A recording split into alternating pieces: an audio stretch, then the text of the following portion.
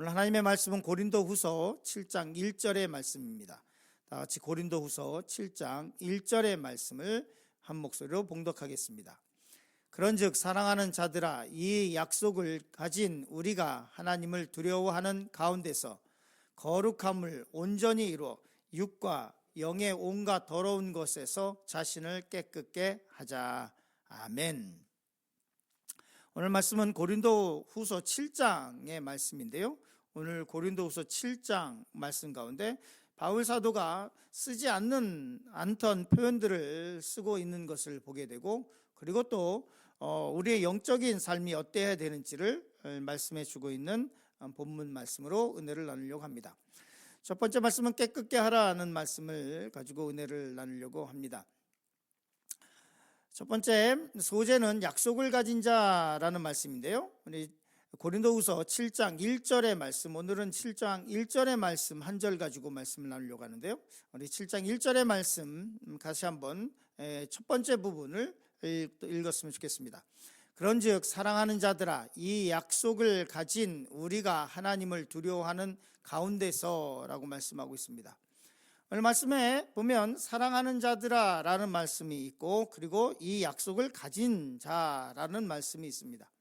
첫 번째 말씀을 나누려고 하는 것은 사랑하는 자들아, 이 말씀은 바울 사도가 자주 쓰는 그런 단어는 아닙니다.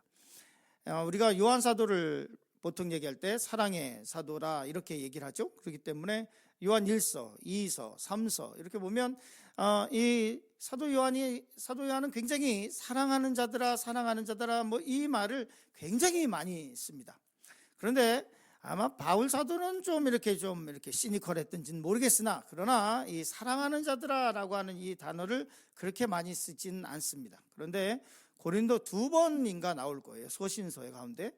그런데 오늘 말씀 보면 사랑하는 자들아 이렇게 말씀을 하고 있는데, 그게 원어적으로는 아가페 토이라고 하는 말입니다. 그러니까 아가페라고 하는 말은 우리가 이제 너무 잘 알죠, 이제 신앙을 가진 분들은.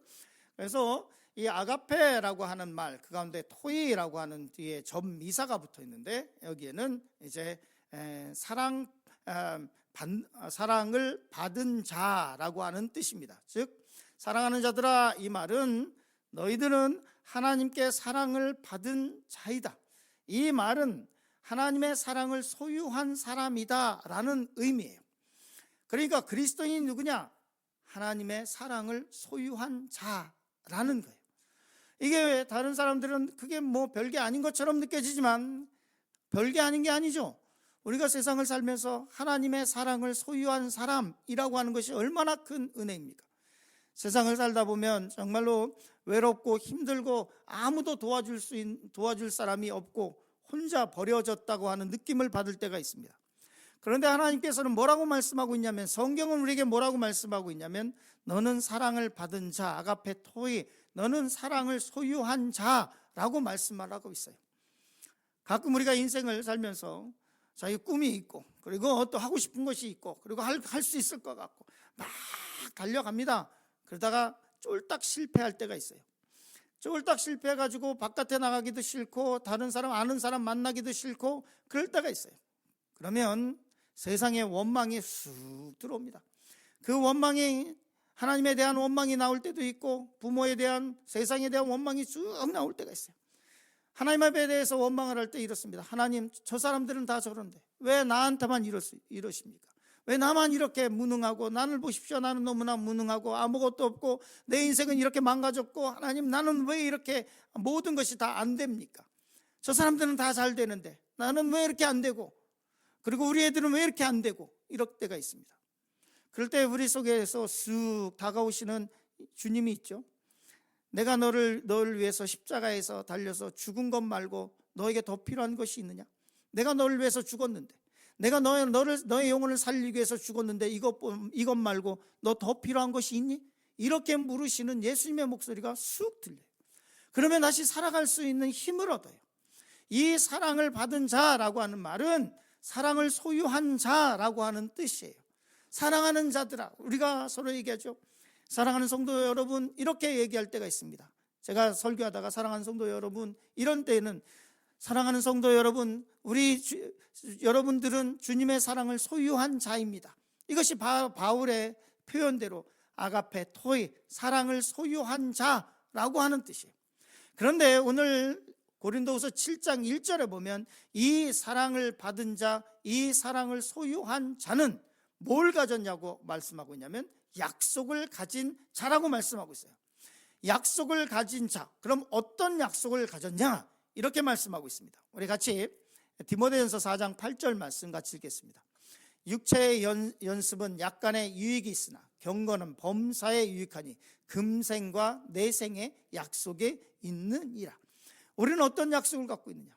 금생과 내생의 약속이 있다고 말씀하고 있어요. 성경에는 굉장히 중요한 말씀을 쓰고 있습니다.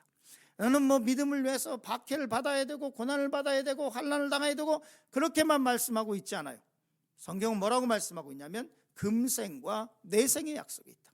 이 세상에서 하나님께서 예수를 믿고 살아가는 사람들에게 그 사람들이 살아갈 수 있는 믿음의 분량에 따라서 뭔지는 모르지만 하나님께서 정하신 달란트를 가지고 살아갈 수 있는 이 세상에 복이 있고 그리고 또한 내생의 약속이 있다라고 말씀을 하고 있어요.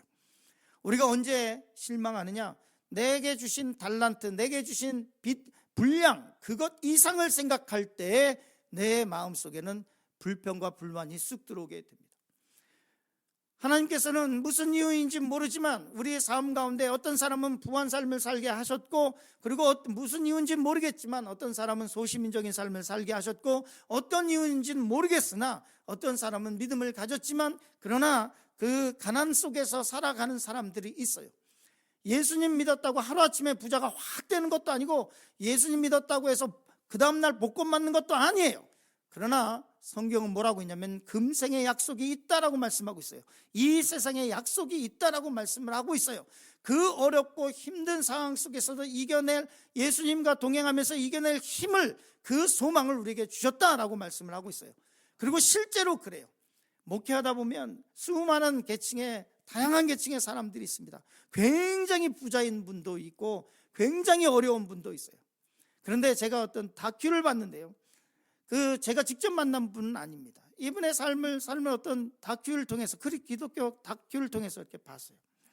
이분은 어떤 분이냐면 휴지 짚는 분이에요. 휴지 짚는, 그 휴지를 짚는 분인데, 이분이 리어카를 끌고 순수레를 끌고 서울 시내에 휴지를 다 주어서, 그럼 그 휴지를 주어서 그러면 이제 고물상 같은 데 가시잖아요. 그걸 다 모아서 이제 고물상 같은 데 가세요. 그러면 이제 현찰로 이제 주죠. 그러면 그날에 따라 다 다른데 7,000원, 8,000원 이렇게 받습니다. 거기 보니까 그때 제가 봤었던 건 8,700원인가 얼마를 받으셨더라고요. 8,700원인가를 받으셔가지고, 그래가지고 오셔서 보니 그 집에 가시면 이렇게 요만한 병 같은 게 하나 있는데, 거기에서 그 8,700원에서 11조를 띄시고, 그리고 물에 말아서 김치하고 식사를 하시고, 그리고 그 11조 하신 거를 주일날 그걸 모아서 주일날 헌금을 하신다는 거예요. 제가 그 다큐를 보면서 이게 과부의 두렵돈, 주님께서 말씀하신, 성경에서 말씀하시는 과부의 두렵돈이구나.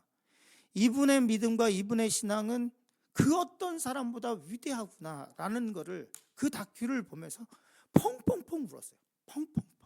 펑펑펑. 나는 저렇게 신앙생활하고 있나? 나는 하나님 앞에 11조를 하고 나는 하나님 앞에 헌금을 드린다 그러면서 나는 저분처럼 저렇게 하고 있나? 하늘나라에 누가 더 클까?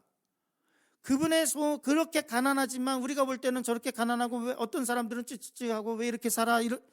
그분은 그 하나님에 대한 내생의 소망과 그리고 금생에 하나님과 동행하는 기쁨을 누리고 살아가고 있더라고요. 가난하지만 항상 하나님의 말씀 가운데 거하려고 그러고, 그 전자로 얼마 안 되지만 그 폐지 받아온 것에 첫 번 11조를 떼어서 그걸 모아서 주일날 예배 들어가서 예배할 때 헌금을 하고, 야, 나보다 낫구나. 나보다 낫구나. 나보다 이 세상에서 주님과 더 동행하며 신앙의 본 모습을 가지고 하나 살아가고 있구나라고 하는 것을 제가 거기서 보면서 펑펑펑 울었어요. 각자의 소유에 따라서 하나님의 복이 정해지는 것이 아닙니다. 각자의 주신 하나님의 달란트와 분량 가지고 어떻게 하나님의 은혜 가운데 살아가느냐. 며칠 전에 말씀을 나눴죠. 우리는 가난한 자 같으나 모든 사람을 부유하게 할 수 있는 자다. 우리는 비록 가난할지 모르지만 다른 사람들을 위해서 축복하고 그 사람들을 위해서 기도할 수 있는 것이 그리스도인의 삶이에요. 그리고 히브리서 6장 19절 말씀 이렇게 보겠습니다. 같이 읽겠습니다. 우리가 이 소망이 있는 것은 영혼의 닷 같아서 튼튼하고 견고하여 휘장 안에 들어가나니, 이 소망을 히브리서는 뭐라고 말씀하고 있냐면 영혼의 닷이라고 말씀하고 있어요. 영혼의 닷을 내려서 흔들리지 않고 어떤 풍파에서도 흔들리지 않을 영혼의 닷 같아서 튼튼하고 견고해야 되며, 이 믿음 가지고 휘장 안으로 들어갈 수 있다, 지성소 안으로 들어갈 수 있다 라고 히브리서 6장 19절은 말씀하고 있어요. 두 번째 말씀은 두려움과 깨끗함에 대해서 말씀을 나누려고 합니다. 고린도후서 7장 1절 후반부 말씀 같이 보겠습니다. 같이 있습니다.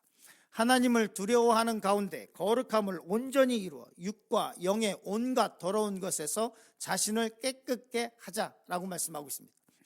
오늘 말씀 후반부에 보면 고린도후서 7장 1절 후반부, 우리가 그러면 어떠한 그리스도인의 삶을 살아야 될까? 거룩한 삶을 살아가고 온전함을 이루어 가야 하는데 그거에 전제가 있어요. 그것은 뭐냐면 하나님을 두려워하는 거예요.